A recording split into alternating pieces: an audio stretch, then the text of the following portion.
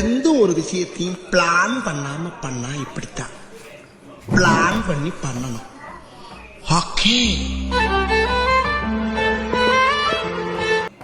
അപ്പോൾ എവിടെ നിന്ന് തുടങ്ങണം?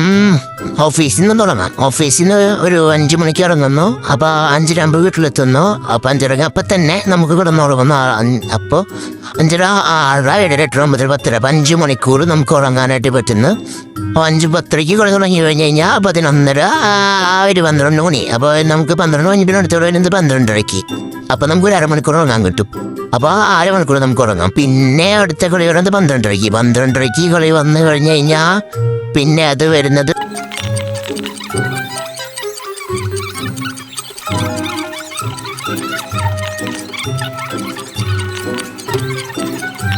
അപ്പോൾ 5 മണിക്കൂറും പിന്നെ അതിൻ്റെ അടുത്ത് 1 മണിക്കൂർ 1 മണിക്കൂർ കൂടുമ്പോൾ 8 മണിക്കൂർ. അപ്പോൾ സെറ്റ് 8 മണിക്കൂർ ഉറങ്ങി.